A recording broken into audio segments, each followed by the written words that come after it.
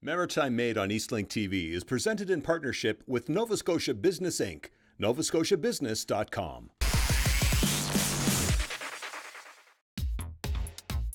Keephouse Studio is busy making beautiful things for your home right here in Seaforth, Nova Scotia. Each product is designed and handmade by artist Alyssa Clute. Alyssa begins her design work first on paper, where she lays out her design on one layer, then hand draws another design on a layer of tracing paper. Her work is inspired by shapes from the coastline, from which she creates her abstract designs. After scanning both layers, the artist digitally manipulates the design further until she's happy with it. From here, the design is printed onto mylar, which is then used to create a silk screen. Using 100% pure linen from Eastern Europe, the fabric is cut to size for tea towels and pinned to the print table using T-pins ready to be silk screened.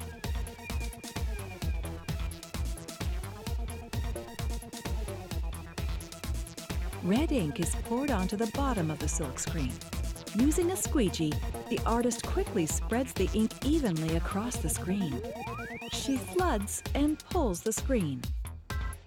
A flood maneuver means that she uses light pressure to let the ink settle into the mesh on the screen.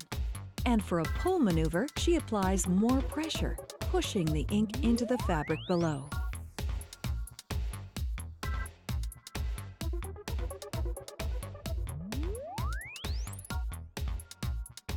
Once dry, it's time for the second color in the design. A supply of dark gray ink is poured into a different screen that carries the design for the next layer of paint. The artist floods and pulls the paint across the screen, transferring her design to all the towels.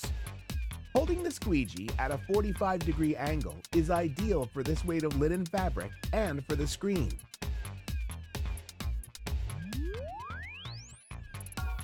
Once all the fabric has been silk screened, it is removed and hung to dry. While the towels dry, each screen must be thoroughly washed with a power washer. Otherwise, the water-based paints would dry and clog the silk screen. Next, Alyssa prepares the industrial sewing machine by loading a bobbin and threading the machine. The hems of the towels are sewn. The edges of the tea towel are folded in with a double fold and placed under the presser foot. The sewing machine is controlled using her knee and foot. Using a hemming plate, the sewing is kept straight and consistent. The tea towels are individually loaded onto an automatic heat press that is heated to 140 degrees.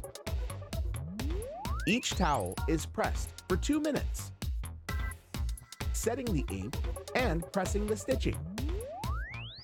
Then, the press opens automatically and the second half of the towel is pressed.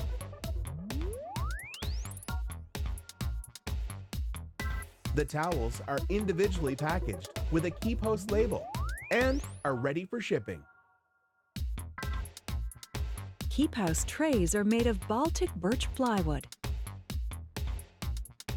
and are cut with precision to ensure a good fit for easy assembly and a strong tray.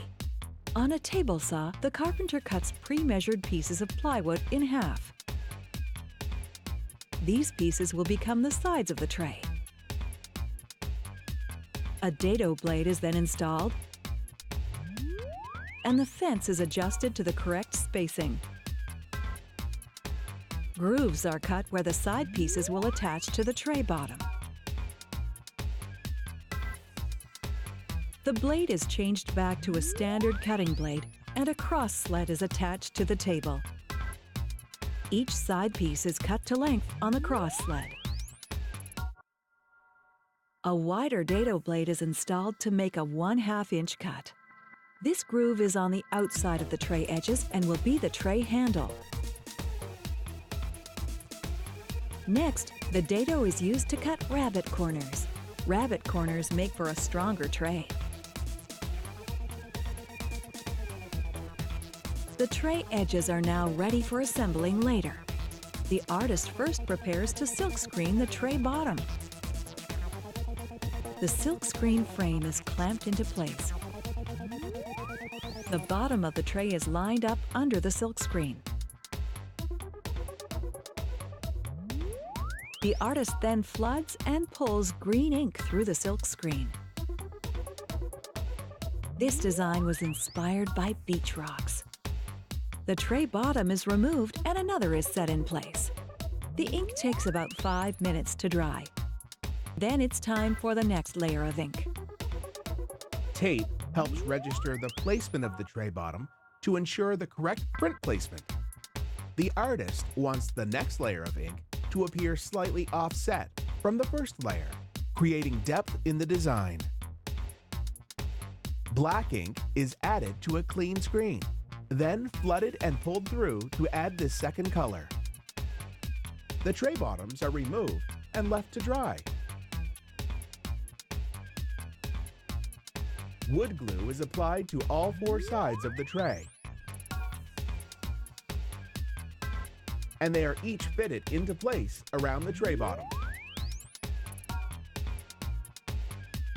A strap clamp is placed around the tray and is tightened into place. It will stay clamped for a half an hour until the glue is dry. Once dry, Alyssa begins the finishing process. Starting with 220 grit sandpaper, she sands all surfaces of the bare hardwood. She applies a coat of satin finish polyurethane to the sanded tray, making sure to apply it evenly without any bubbles or pooling, and then allowing it to dry. The next step is another sanding with 320 grit sandpaper, followed by another coat of polyurethane. Alternating between increasingly fine sandpaper and applying coats of polyurethane, the tray has a smooth, even finish. The final touch is added by heating a brass stamp with a propane torch and burning the Keephouse word mark into each tray. Beautifully packaged in a custom-designed box, the Keephouse tray is ready for shipping. Keephouse Studio creates unique, handmade pieces that can add a little something special to every home.